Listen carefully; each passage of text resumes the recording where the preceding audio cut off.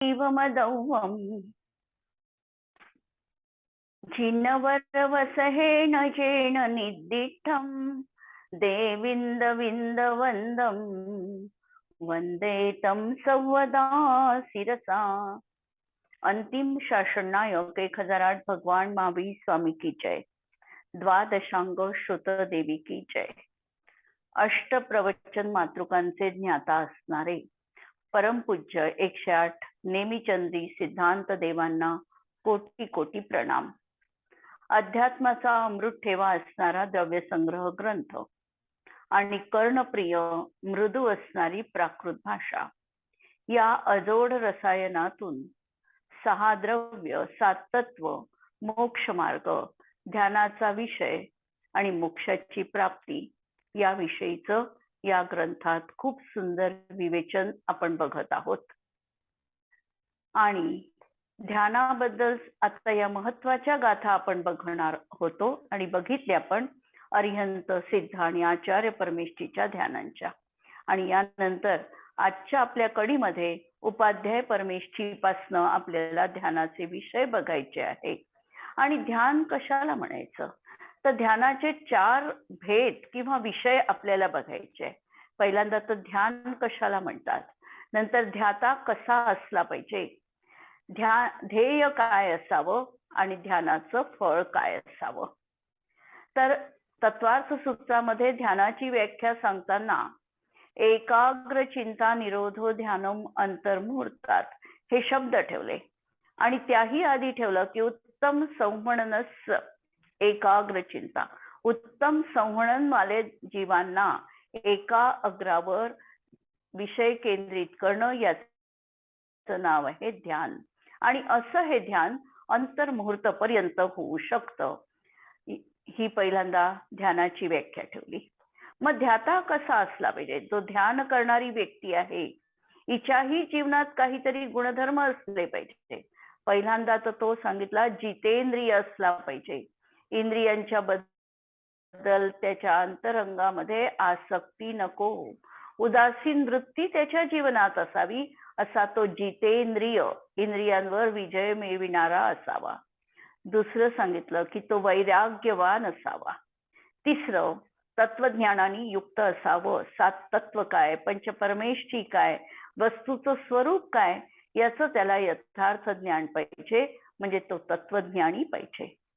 आसन विजयी पाहिजे, कारण जर कायाच दोलायमान असेल तर चित्तही दोलायमान राहील, म्हणून आसन विजयी।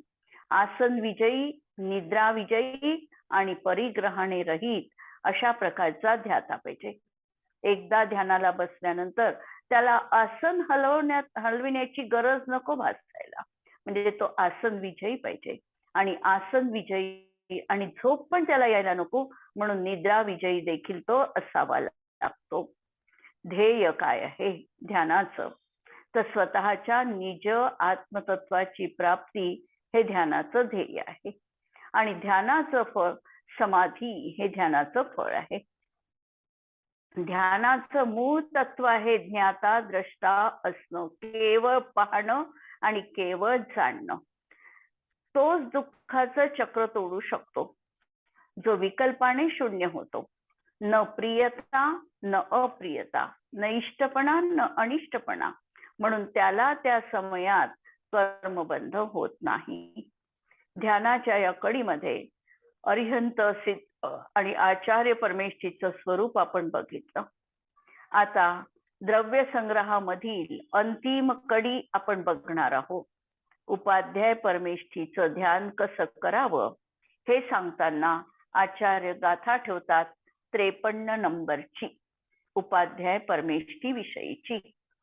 जो रयण तयजुतो नित्यं धम्मो वयसने निरदो, सो उवच्छाओ अप्पा जदि वरवस हो नमो तस। जो रयण तयजुतो, जो रत्नत्रयाने युक्त आहे, नंतर नित्यं धम्मो वयसने निरदो, सदैव धर्मोपदेशामध्ये लीन आहे।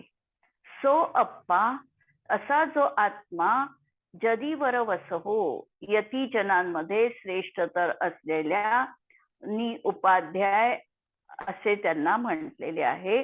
आणि नमो तस्य, त्यांना नमस्कार असो. जे स्वयं रत्नत्रय संपन्न आहे असे हे उपाध्याय परमेष्ठी 14 पूर्वांचे व्याख्यान करणारे हे उपाध्याय परमेष्ठी आहे.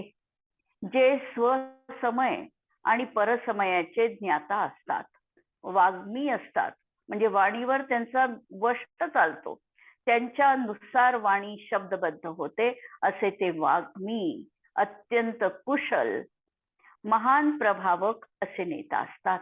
शंका समाधान करणारे असतात, आगम पारगामी आहे, वार्तिक आणि सूत्रांचे यथार्थ जाणकार असतात आणि शास्त्र रहस्य वेदता असतात. जिनेश्वर प्रणीत जिनागमात जे श्रद्धावान आहे ते धीर उपाध्याय परमेष्ठी आहे.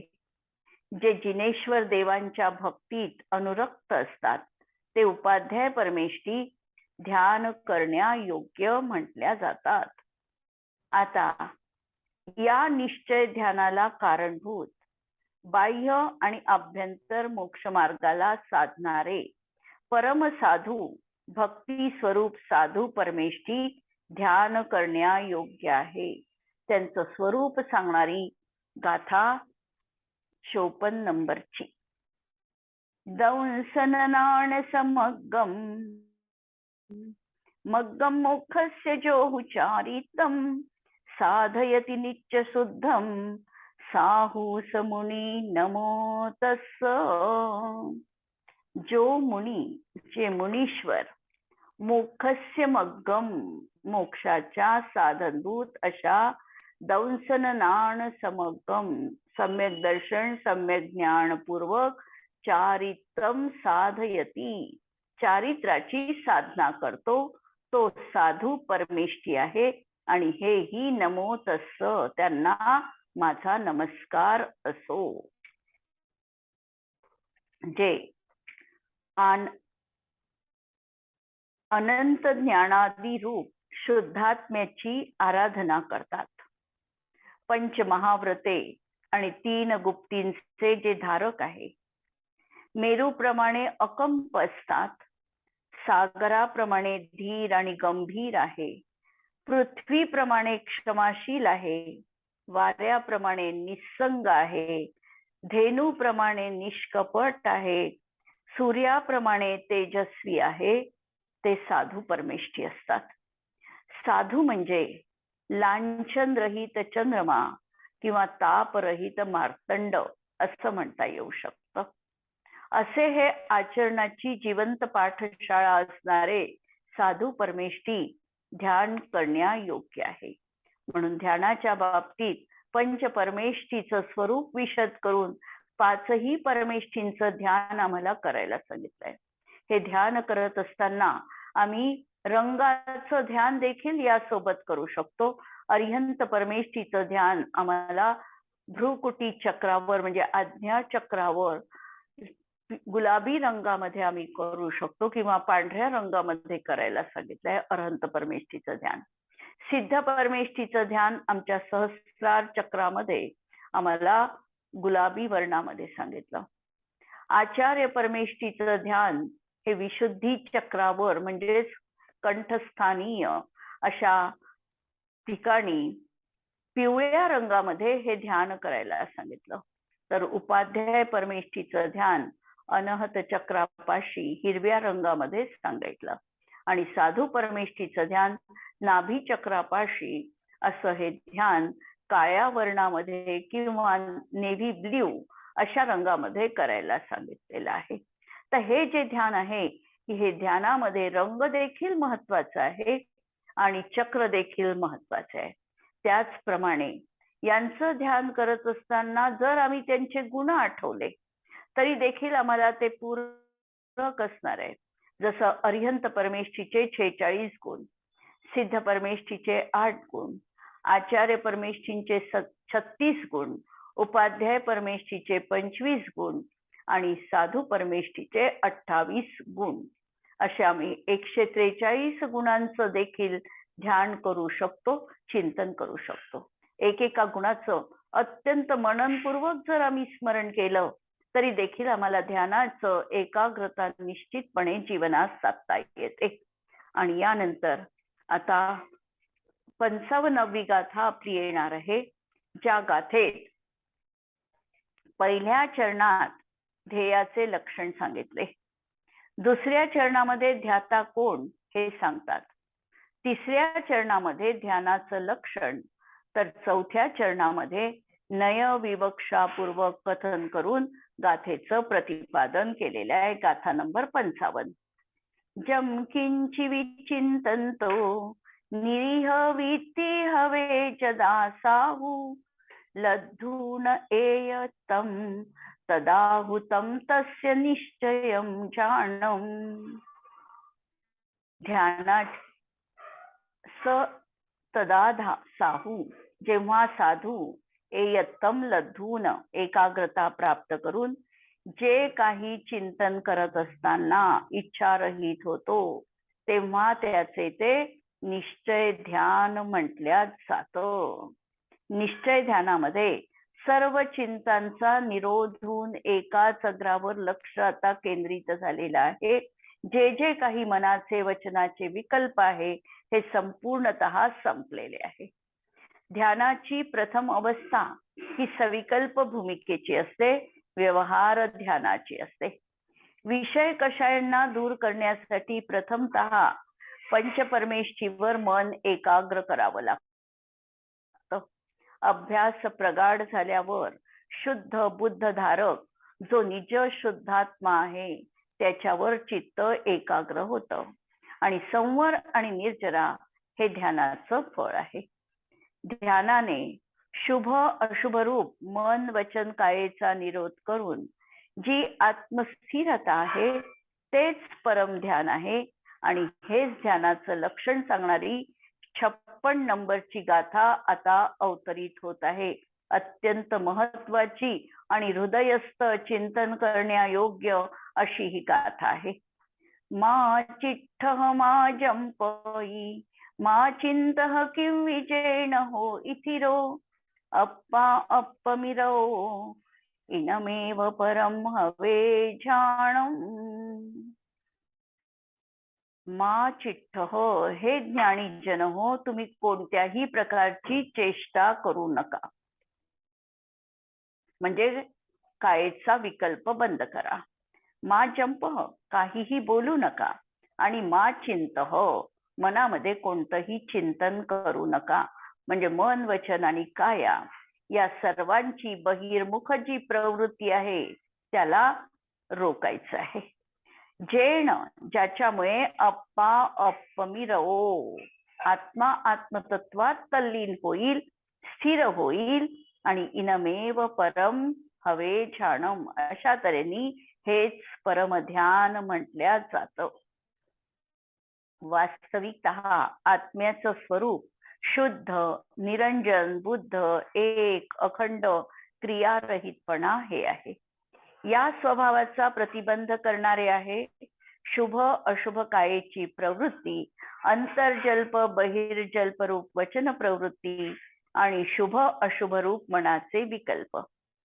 म्हणून इथे सांगितले की कायेची चेष्टा करू नका, काया स्थिर करा, आसन विजयी बना. मा जंप म्हणजे बोलू नका. इथे फक्त वाणीचंच मौन अभिप्रेत नाही, तर मनाचेही मौन अभिप्रेत आहे. कल्पना समजून घ्या, मनाचेही मौन. प्रयत्न करा आणि मन निर्विकल्प करा. अर्थात त्यामुळे हा परद्रव्यांपासून दूर हटतो, रागद्वेषाच्या अतीत होतो, बुद्धिपूर्वक मन वचन कायेची प्रवृत्ती रोखतो आणि आपल्याच आत्म्याशी त्याला जोडतो, त्याचाच अनुभव घेतो, तिथे स्थिर होतो, त्याचंच निमग्न होतं. ही स्थिरता हे साक्षात ध्यान आहे आणि हे मोक्षाचं साधन आहे. आता ग्रंथातील उपसंहाराची अंतिम प्रेरणा देणारी परत महत्वपूर्ण अशी 57 नंबरची गाथा आपण बघतो आहे. वदस तव सुदवदवं चेदा ध्यान रह धुरंधरो हवे जम्हा तम्हा तत्य निरदा तल्लधिये सदा होई. ज्या अर्थी तप, श्रुत आणि व्रतवान आत्मा ध्यानरूपी रथाचा धुरंधर म्हणजे सारथी होतो, त्या अर्थी ध्यानाच्या प्राप्तीसाठी सदैव या तिन्हींमध्ये निरत रहा, लीन व्हा. तप, श्रुत आणि व्रतामध्ये जो कुशल आहे तोच मोक्ष मार्गावरील ध्यान रथाचा कुशल असा सारथी होतो. सर्वप्रथम तप म्हणजे काय? इच्छा निरोध तप. 6 प्रकारचे बाह्य तप आणि 6 प्रकारचं अंतरंग तप साधून निज शुद्ध आत्मतत्वात प्रतपण अर्थात विजय करणे, याचं नाव आहे निश्चय तप. तपाने जीवन परिष्कृत होते, तपाने शुद्धता प्राप्त होते आणि संवर आणि निर्जरा होते. श्रुत आप्तांनी सांगितलेलं अनुल्लंघ्य, कुठल्याही प्रमाणाने बाधा न पोचणारे, तत्वाचा उपदेश असणारे आणि सर्व कल्याणकारी असं द्रव्यश्रुत आहे. ज्यात वस्तू स्वरूपाचं यथार्थ वर्णन आहे, अनेकांतात्मक वस्तूचं स्वरूप ज्यात स्याद्वाद पद्धतीने दर्शविल्या जातं. कर्म, कर्माचे भेद प्रभेद, रत्नत्रय या सर्वांचं सांगोपांग वर्णन ज्याच्यामध्ये आहे. वस्तू व्यवस्था कशी असते, उत्पाद वे द्रव्यता कशी आहे, वस्तू परिणमनशील असूनही स्थिर कशी, वस्तूची काय उपयोगिता, वस्तूचं अलौकिक गुणधर्म कोणते, या सर्वांचं दिग्दर्शन आम्हाला द्रव्यश्रुताच्या माध्यमातून मिळतं. परम भट्टारक वितरागी केवलींच्या दिव्यध्वनीनुसार ही द्वादशांगाची रचना आहे आणि म्हणून त्याचा अभ्यास करणं अत्यंत आवश्यक आहे. आणि या द्रव्यश्रुताच्या माध्यमातून भावश्रुत ज्ञान करणं हे आमचं कर्तव्य आहे. ग्रंथांचं एकमात्र प्रयोजन हे ममत्वाचा त्याग आणि शुद्ध आत्म्याची प्राप्ती किंवा आत्मानुभव असणार आहे. जर आत्मानुभव झाला नाही तर आमचा आगम आम्हाला उपयोगी ठरणार नाही. म्हणून आत्मानुभव हाच प्रधान आहे. एकोमे शाश्वतश्चात्मा ज्ञान दर्शन लक्षण हे श्रुताचं अंतिम साध्य आहे. आणि आता तिसरं व्रत, 5 पापांचा त्याग करणं हे व्रत आहे किंवा अशुभापासून निवृत्ती आणि शुभामध्ये प्रवृत्ती, याला व्यवहार व्रत म्हटलेलं आहे. शुभामधून वितरागता देखील आम्हाला साधता येते जर आमच्या वितरागाचा दृष्टीपथात असेल तर, आणि त्याने ध्यानाची पण सिद्धी होते. म्हणून ध्यानाच्या सिद्धी करता तप, श्रुत आणि व्रतामध्ये लीन राहण्याचा उपदेश आहे. या पंचम काळात शुक्ल ध्यान नाही, उत्तमन संवहन नाही, जीव 14 पूर्वाचे ज्ञाते पण नाही. मग ज्ञान कसे किंवा ध्यान कसं काय होऊ शकेल अशी शंका कोणीही घेऊ नये. जरी या ठिकाणी पंचम काळामध्ये शुक्ल ध्यान नाही, जीव श्रेणी आरोहण करू शकत नाही किंवा त्याला उत्तम संवहन देखील नाही, पण त्याला धर्मध्यान निश्चितपणे जीवनात होऊ शकते. 5 समिती आणि 3 गुप्तींचं श्रुतज्ञानही ज्याला आहे, म्हणजे अष्टप्रवचन मातृकांचा जो ज्ञाता आहे, त्यालाही परंपरेने मोक्ष प्राप्त होऊ शकतो. आणि मोक्ष म्हणजे काय शेवटी, तर द्रव्य कर्म, भाव कर्म आणि नो कर्माचा अभाव, चतुर्गती रूप संसाराचा अभाव, पारतंत्र्याचा अभाव, शुद्ध स्वरूपाची प्राप्ती आणि अनंत चतुष्टयांची प्राप्ती. अशा तऱ्हेने या गाथांपर्यंत आपण मोक्ष तत्वाला कसं साध्य करायचं हे ध्यानाच्या माध्यमातून आपण बघितलं आहे. त्यासाठी 7 तत्वांचं यथार्थ श्रद्धानं आम्हाला सांगितलं. 6 द्रव्यांचं स्वरूप, अस्तिकाय द्रव्य कोणती, या सर्वांचं विशद वर्णन आपण बघितलं. आणि आचार्यांनी जी प्रतिज्ञा केली होती की मी जीव आणि अजीव द्रव्यांना सांगेल, ही यांची प्रतिज्ञा त्यांनी पूर्णत्वाला नेलेली आहे. किंवा अधिक विस्तृत रीतीने त्यालाही जोडून त्यांनी मोक्ष मार्ग प्रतिपादन अधिकार देखील सांगितलेला आहे. आणि आता येणार आहे द्रव्य संग्रहातील अंतिम गाथा 58 नंबरची. आचार्यांचा विनयभाव दर्शविणारी ही गाथा. कुठल्याही तऱ्हेचा कर्तृत्वाचा अहंकार आम्हाला आचार्यांमध्ये दिसत नाही. अगदी निरपेक्ष वृत्तीने सामान्य लोकांच्यासाठी त्यांनी हा ग्रंथ अत्यंत विस्तृत रीतीने असा लिहिलेला आपल्याला दिसतो. शेवटची गाथा बघा, 58 नंबरची उपसंहाराची. दौव संगहमिणम मुनिनाः दोष संचय जुदा सुद पुन्ना शोधयन्तु तणुसुत्तधरेण नेमि चंद मुनिना भणियं जम. जम तणुसुत्तधरेण, जे काही अल्पज्ञानधारी नेमिचंद्र मुनींनी सांगितलेले. म्हणजे नेमिचंद्र मुनींनी स्वतःमध्ये अत्यंत लघुपणा घेतलेला आहे की मी काय, मी तर अल्पज्ञानधारी आहे आणि तरी देखील हे विस्तृत कार्य करण्याच्या माझ्या मनाने ठरवलेलं आहे. जसा लहान बालक आपल्या 2 हातांनी समुद्राचं दिग्दर्शन करतो, त्याप्रमाणे मी देखील हे ग्रंथ प्रतिपादन करण्याचं कार्य, महान कार्य केलेलं आहे. पण मी मात्र अल्पबुद्धीधारी आहे, असं नेमिचंद्र मुनी स्वतःविषयी म्हणतात. इनम द्रव्य संग्रह, हे द्रव्य संग्रह शास्त्र आहे आणि हे दोष शोधयंतु, हे मुनींनी शुद्ध करावं. शोधयंतु म्हणजे शुद्ध करून घ्यावं. कुणी शुद्ध करावं तर मुनीनाहा, मुनीश्वरांनी, मुनींमध्ये जे प्रधान आहे त्यांनी हे शुद्ध करावं. आणि हे मुनी कसे आहे, मुनीश्वर कसे आहे तर दोष संचय जुदा, त्यांनी दोषांचा समूह सर्व नष्ट केलेला आहे. त्यांना द्रव्यश्रुत आणि भावश्रुताचं सांगोपांग ज्ञान जीवनामध्ये आहे. आणि सुदपुण्या, जे संपूर्ण श्रुताचे धारी आहे, असे या मुनीश्वरांनी यामध्ये, या ग्रंथामध्ये जर काही त्रुटी असतील, कुठे काही वर्णभेद, शब्दभेद, अर्थभेद, संधिभेद अशा तऱ्हेच्या काही त्रुटी राहिल्या असतील तर त्या त्रुटी दुरुस्त करून घ्याव्या. वास्तविकतः हा मुनींचा विनय आहे, कारण त्यांचं ज्ञान अतिविस्तृत असं ज्ञान आहे.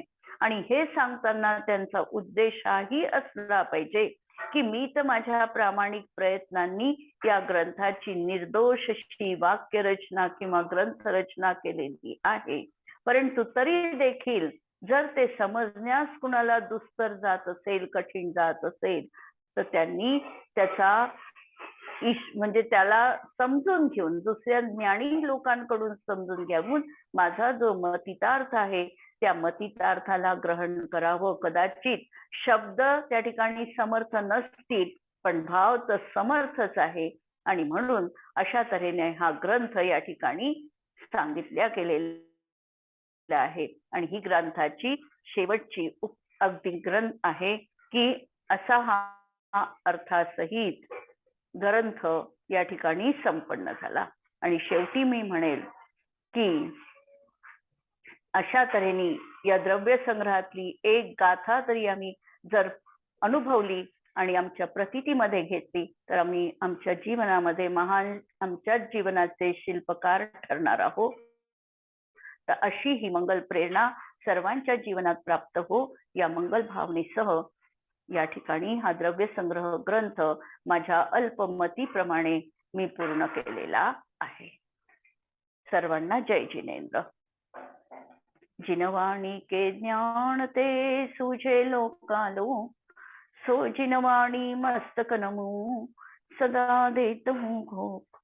नमो अरिहंताणम, नमो सिद्धाणम, नमो आयरियाणम, नमो वज्रायाणम,